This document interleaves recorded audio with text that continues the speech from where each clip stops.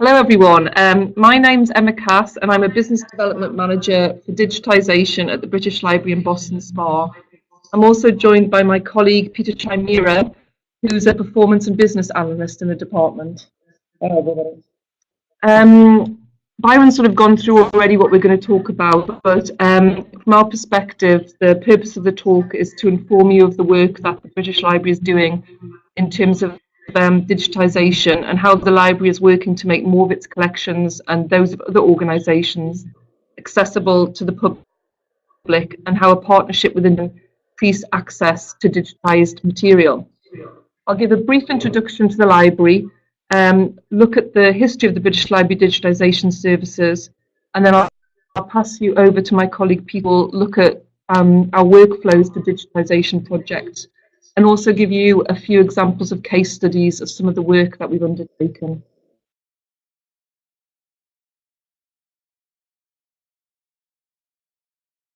I'd like to start off by giving a brief overview of the library, what it is and what our aims and strategies are.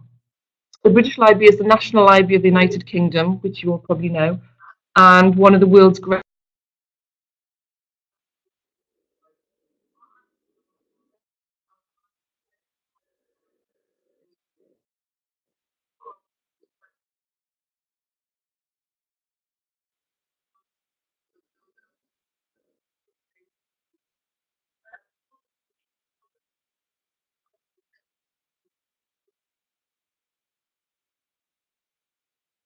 community.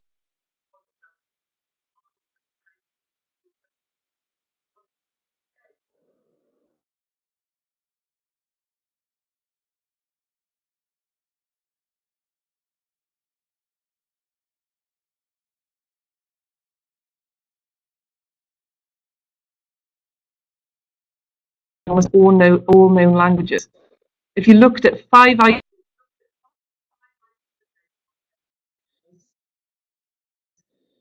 a day from our collections,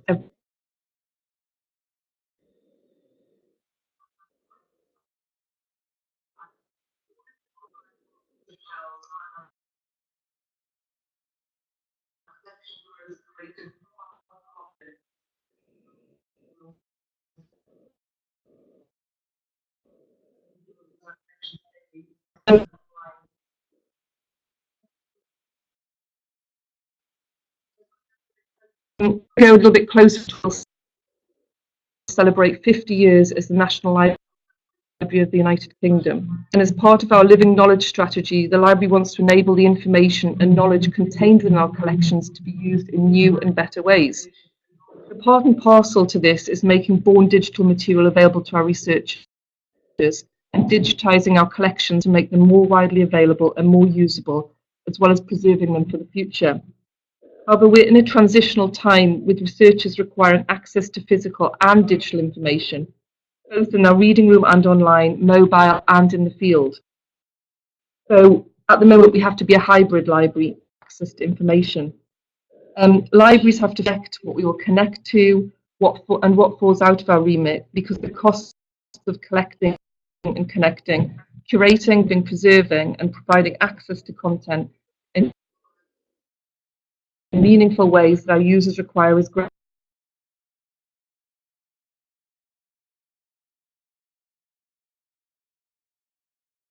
At a time when our budget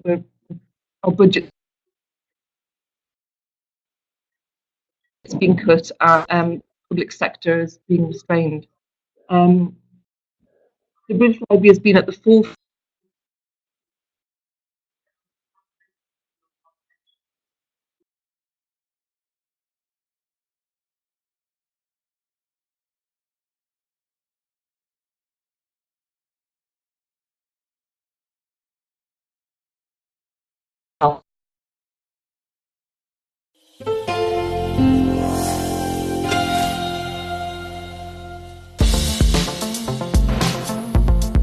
British Library Digitisation services deliver high-quality scanning, photography and project management services to suit a diverse set of digitisation needs. Books, newspapers, maps, magazines, journals. We've scanned artwork, scanned medals, you name it. I think if we could scan it, if someone comes in, we'll give it a go. Lots of people from all over the world will request digital images of our own collection. But what we're trying to do a lot more of is digitise other institutions' collections. Through dedicated digitisation studios in London and Boston Spa, heritage organisations, publishers, private researchers and public sector organisations are making their content accessible to new audiences through state-of-the-art digitisation equipment and expertise. We first started working with the British Library a couple of years ago. We were wanting to do a project around the First World War. We had a scrapbook that we wanted to have digitised. We were aware we would get some very high quality images from the service, and they were also able to provide a very quick turnaround for us. We knew what we wanted to digitise, and what was quite nice that they were actually quite excited about it too. And that was nice for us, because obviously they'll see hundreds of wonderful things, but you kind of felt that your items were special. As a result of the scrapbook being digitised, we can actually engage a far wider audience, and it means that the resources that we have here that are unique are accessible on a much broader scale. As the digitisation service of the British Library, we provide access to one of the greatest resources of research material in the world, with expertise to manage projects from start to finish to help fill gaps in your collections. Progress serves markets around the world, the academic market principally, and putting out millions of pages of content every year. So a lot of our focus is on finding the right digitisation partners. The British Library is pretty much the most flexible institution that we've ever had to work with. Everything that we get back from the British Library is very clear. It's the best quality material that we get. The library's been very accommodating in terms of balancing our needs for speed and scale with their own imperative for conservation. So it's opening up new research opportunities for scholars around the world that simply wouldn't be available without this sort of partnership.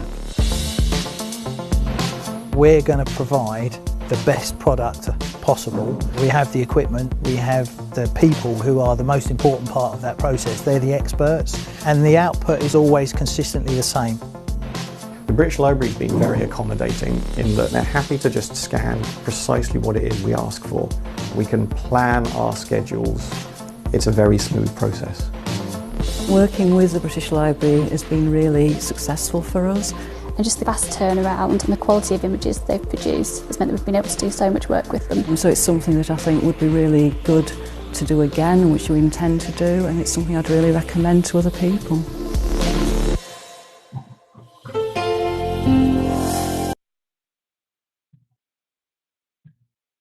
So I hope that gave everyone a sort of taster of our studios and the different sort of things we've been involved in. I'm not going to sort of ask, I keep digitisation, but what actually do we mean digitisation? Can everyone see the slides? I seem to have lost the slides.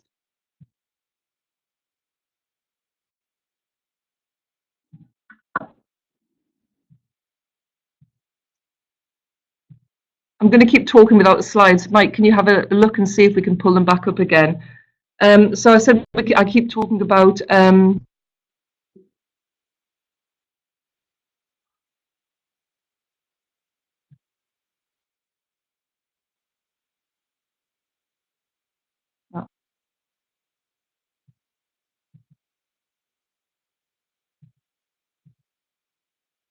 Can everyone see the slides and hear me now?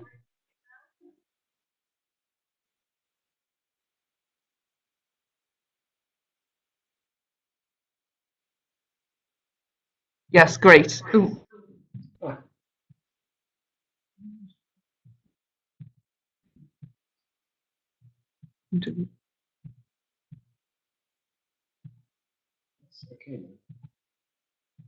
Right, okay, I'm back again. Right, so I keep talking about digitisation, but what actually do we mean by digitisation? Digitisation from the library process of physical or analogue materials are converted into digital versions, which can be understood and stored by computers. So analogue materials can be any item which conveys text, image, sound or video.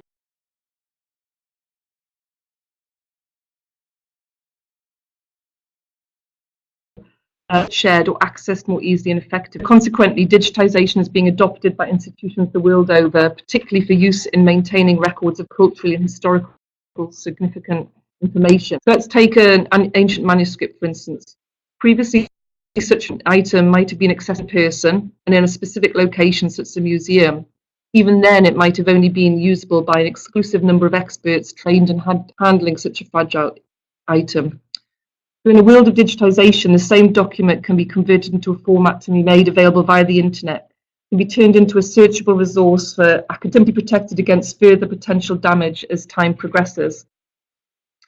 With managed digitisation service, the British Library's expert team can guide digitisation projects from start to finish to exact customer requirements.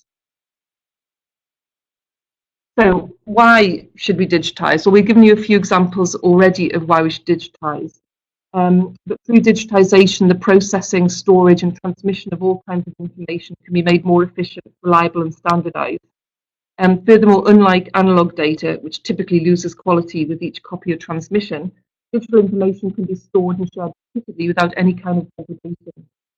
And mass digitisation offers numerous potential benefits to society and the collection owner. Items can reach new audiences, and the general public are provided greater access to valuable resources on a much larger scale. Through the digitisation of our own collection, our aim is to make as much content available to the broadest user base as possible. Vital historical or cultural content is preserved through time. Potential damage and technological leaps in society making previous formats obsolete.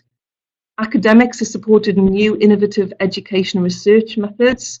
Digitised content transforms old materials, revealing previously indetect details. We can create big data sets from using OCR techniques, which enables new types of research techniques. Materials can be reused, for instance, in exhibitions or in publications. Organisations can generate new income channels, for instance, by charging for access to material or permission to reuse digital material. And as you can see from the examples that we'll run through, our digitisation projects have also enabled us to work with new types of partners and to spread the reach of the library from that perspective. We've helped, for instance, many academic journal publishers to realise the commercial potential of their back files. We've also digitised the collection of learned societies and managed projects for government departments. In fact, our studios have produced over 3 million images for all our clients so far.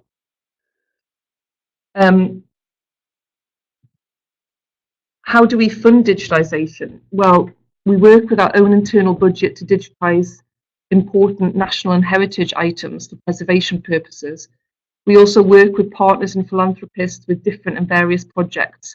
Peter will discuss two such projects in more detail: the Rome Manuscripts project and also the Europeana project. As also already mentioned, we also work commercially with organisations like the Royal Society of Chemistry and Taylor & Francis to digitise the collections of external organisations. We also digitise on demand. For instance, if a customer requires a small number of images from our collection which have not yet been digitised, the customer would pay for the digitisation of the items. What are the challenges of all this? Well, as you've guessed, there are a lot of challenges. How do we cover the cost of digitisation, which we just touched on? How do we ensure that we're abiding by copyright legislation? For instance, unpublished material produced before 1969 is in copyright actually until 2040. How do we ensure that print material isn't damaged when we digitise it? And what techniques, systems should we use for digital storage and preservation as well as access? Finally, there's a race against time to digitise material before it becomes too degraded to digitise. And all these things are proving challenging to us, but we're working through all these different things. I'm now going to pass you over to Peter, who's going to talk more about the process and give some examples of different projects.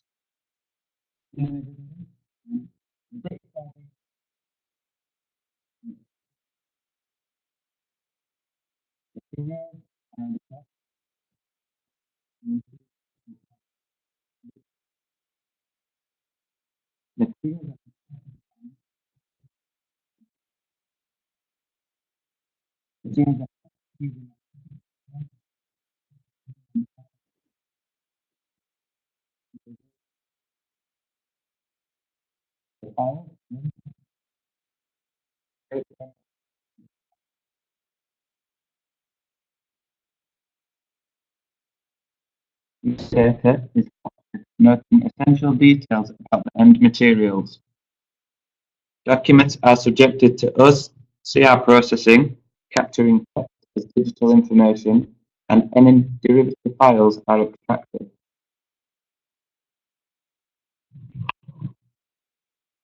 The processed documents are subject to another quality check. The completed documents are then supplied alongside a report on the production's progress. Original materials are returned to the client or sent for disposal as requested. Transforming original books into digitized versions, for example, usually involves scanning or photographing page after page using flatbed scanners. Some elements of structure in the ensuing images, such as page numbers, contents, and indices, can be marked. They are then processed by OCR software to identify words and make the text searchable. With quality checks ensuring clarity and legibility, the resulting document is one with all the capability expected in the 21st century: searchable, shareable, and safe. And here is a collection of some of the images we've digitized. And now going on to a case study based on the Europeana project.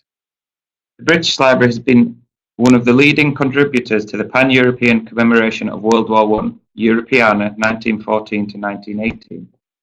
Project which has made hundreds of thousands of newly digitized material relating to stories and events of the war available for online research. Great. Over 10,000 items from the British Library's World War I collection are accessible via Europeana, along with documents, films, and family mementos relating to the war from partner institutions across Europe. The British Library's World War I website offers curated access to nearly 500 of these items for schools and lifelong learners. Collection items are complemented by newly commissioned articles from leading experts, short films, and interviews with academics and authors, and a dedicated teachers area. The website provides a starting point for delving into the hundreds of thousands of items available through Europeana. The British Library worked with 11 partner institutions from 7 European countries. And also, here in Boston Spa, we opened our studios to members of the public to digitize World War I memorabilia and artifacts as part of the project. People from the local area brought in their own and their ancestors' items, both physical, such as photographs and paper and records and medals, and in one case, we even had a helmet. All these items were scanned or photographed and uploaded to the Europeana pages, where they will be permanently stored and digitally preserved. Another example of an internal digitisation project at the British Library is the Hebrew Manuscripts Digitization project, which has been digitising items from the British Library's significant collection of Hebrew handwritten books, charters, and scrolls in order to make them available online. The outputs are detailed and searchable catalogue records and fully digitised manuscript. This project also includes a digital scholarship component aiming to encourage and facilitate research using new digital collections. A further commercial partnership that the British Library Digitisation Services had is with Taylor and Francis, publishers. British Library Digitisation Services has a long-standing partnership with Taylor and Francis, which has been going on for over 10 years. The British Library is able to provide Taylor and Francis with digital copies of their past collections using items from the British Library collections. The British Library has one of the greatest resources of research material in the world, with over 90 million items in our collection. Partnership with Digitisation Services allows publishers, such as Taylor and Francis, to access their items from this collection. The relationship between us two partners continues to this day. Taylor and Francis work with us and we can provide content quickly and efficiently, and we minimise logistical overheads of sending material to be digitized. This highlights the privileged position of British Library Digitisation Service partners having access to our vast collections. The digitised images are supplied to Taylor and Francis in high-resolution PDFs. The continued collaboration has seen hundreds of thousands of pages of Taylor & Francis content digitised. Okay, the next case study that we will look at is between the British Library and the Royal Society of Chemistry.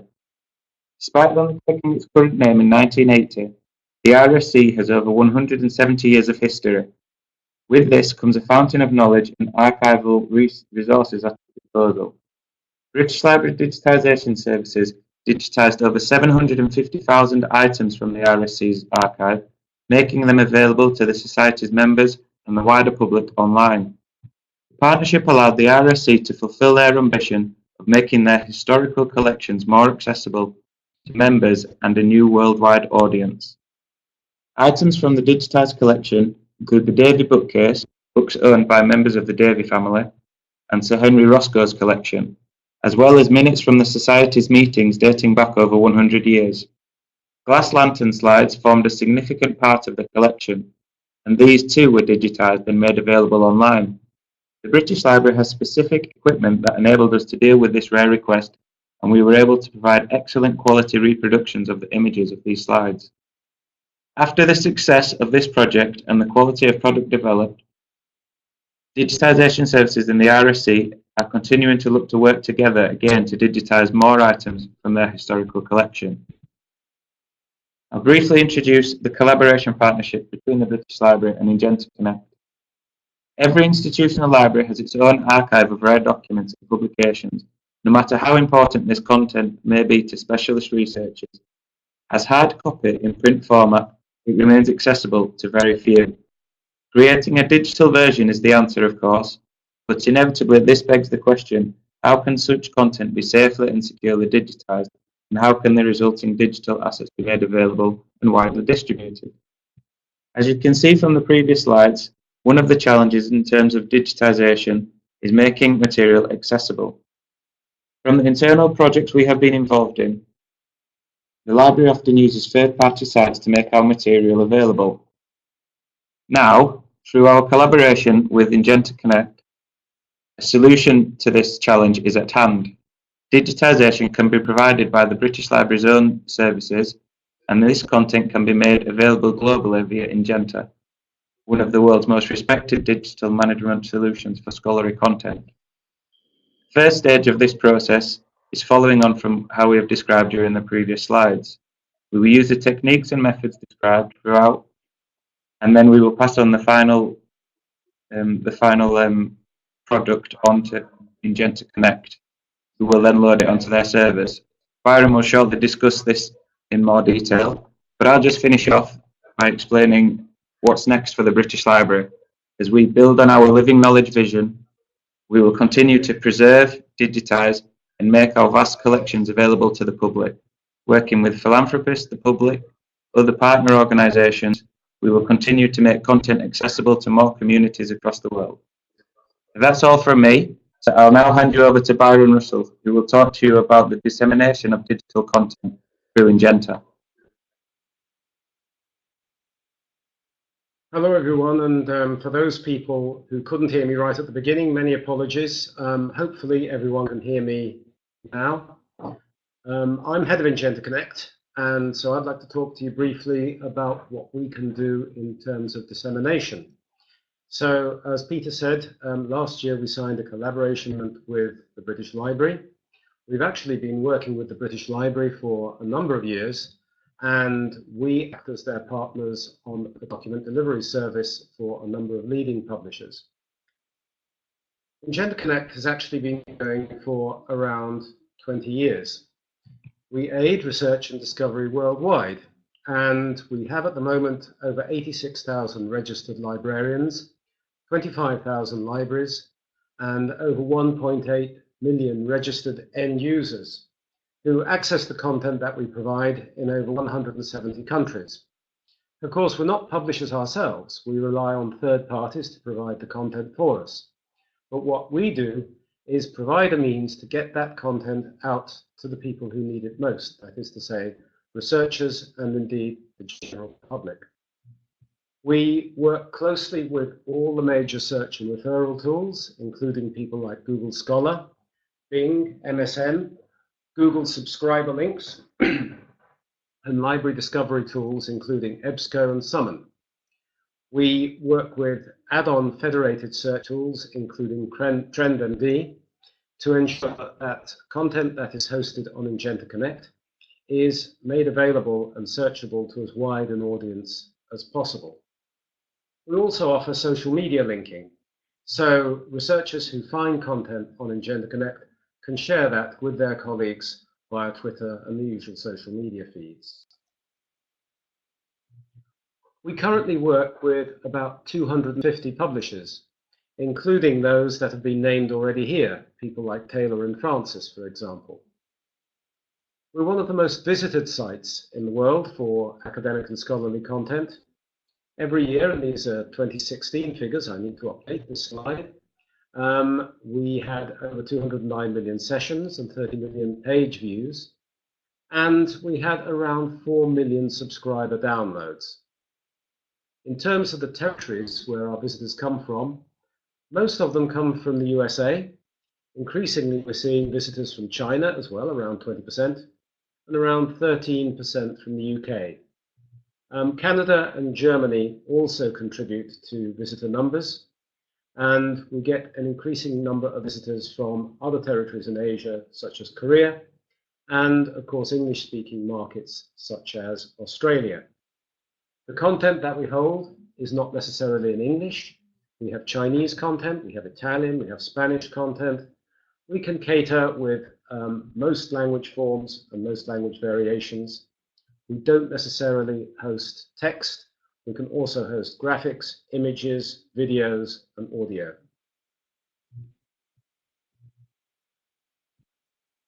We work closely with Crossref. Every content item that comes into us can be allocated a DOI. If you're unfamiliar with what a DOI actually is, it's a unique identifier relating to a particular piece of content, which could be anything. It could be a graphic image, it could be a graph, it could be a photograph, poster. And that enables the content itself to be found much more quickly and rapidly on search engines such as Google. We work with Counter4 to supply statistics to participating libraries and universities. We also offer an archiving option. So any content that is deposited with us for dissemination can be archived with Portico or with LOCKSS, for example. We're also compliant, if you come from libraries, with Shibboleth, Sushi, and Open Athens. So we facilitate single sign-on for libraries who are working with us.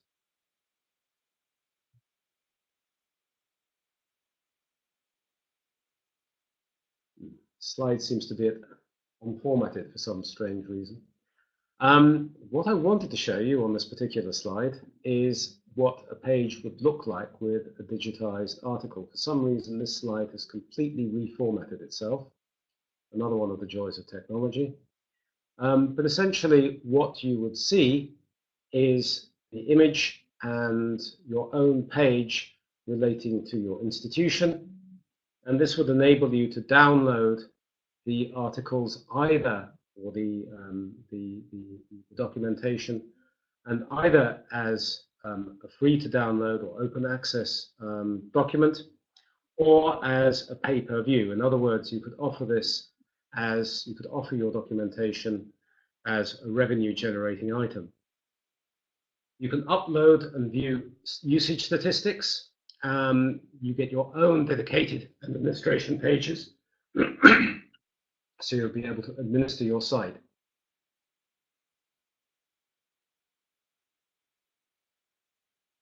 One of the things we do offer is excellent user support. We have nearly 100% system uptime. We offer 24/7 site support as well. So if any users wanting to access your content have problems, then they can just instant message or email our customer support centers, and they will be able to help them out. We offer a dedicated account management. So if you do decide to digitize your content with the British Library and disseminate it through us, then we will offer you an account manager who will look after the day-to-day running of your account with us. We have Ingenta Connect technical teams, both here and in Boston, I'm speaking to you from Oxford at the moment. And they will be able to resolve any difficulties that you might have and help with the implementation of your content on Ingenta Connect. So basically, the British Library would supply us with the content. We would then implement it and upload it onto the platform and supply you with full backup and customer service to make sure that your content reaches the people that you want it to reach.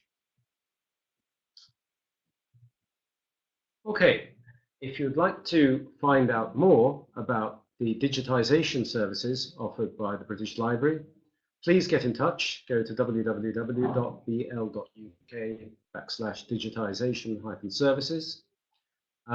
If you want to get in touch with me and find out more about how we can disseminate and distribute your archived content which you have digitized, then please drop me an email. My email address is byron.russell@ingenta.com.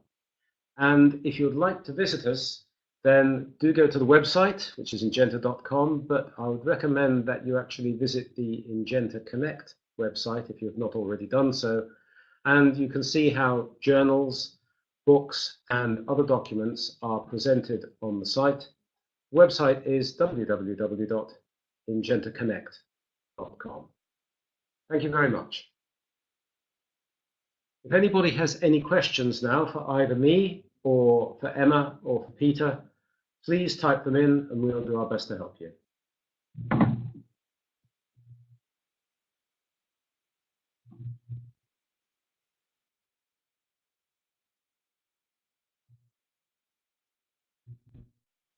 I had a question there from Kirsty. Will these slides be made available? Yes, indeed they will. We'll put them on our YouTube channel, and we'll disseminate the address to absolutely everybody who has joined this webinar.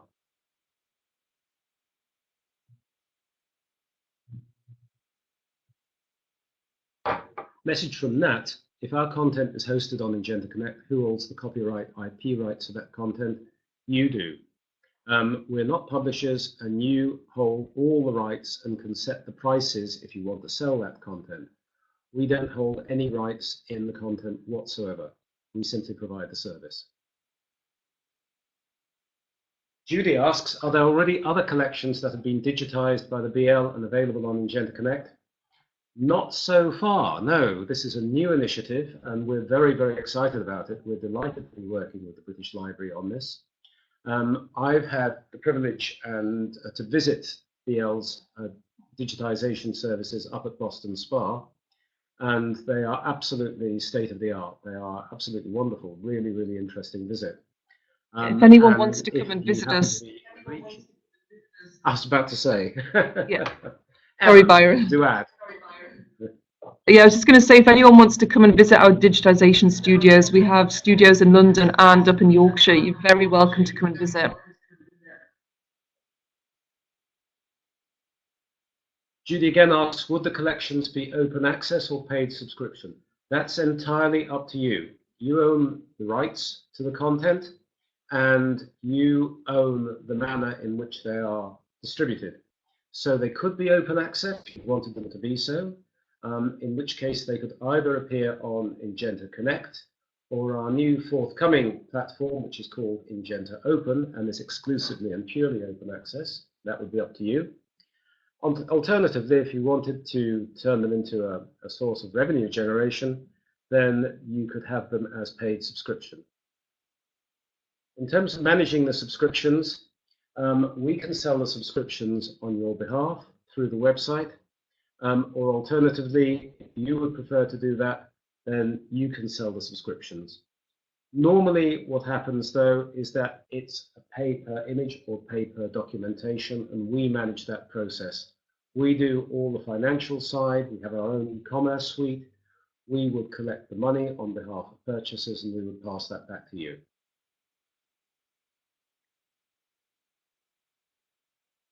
Oh, that's very, very difficult. Emma, if I pass over to you to answer on the digitization side, and I will try to answer on the dissemination side.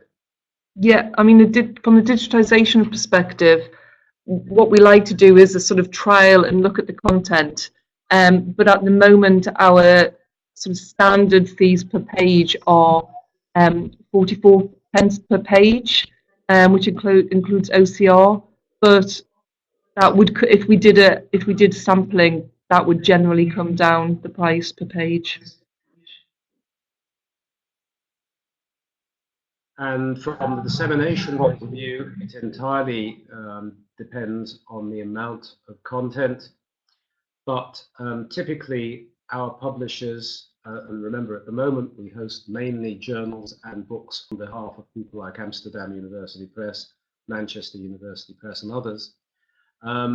Those prices range from between £1,500 a year to around £5,000–6,000 a year.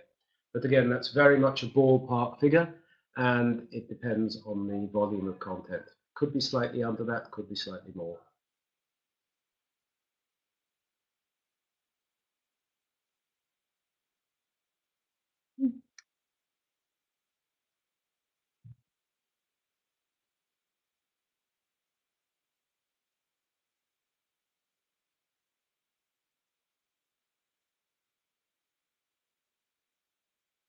So does anyone have any more questions at all, either for Emma, Peter, or myself?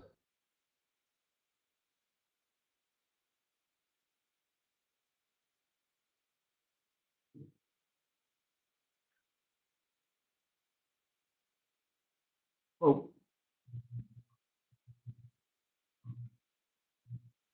thanks very much to you all for coming along this afternoon. And as I said, our contact details are up there. We will put all the slides and the presentation up on our website and send you full details. And thanks very much for coming along. Please join us at our other webinars that we have running throughout the year.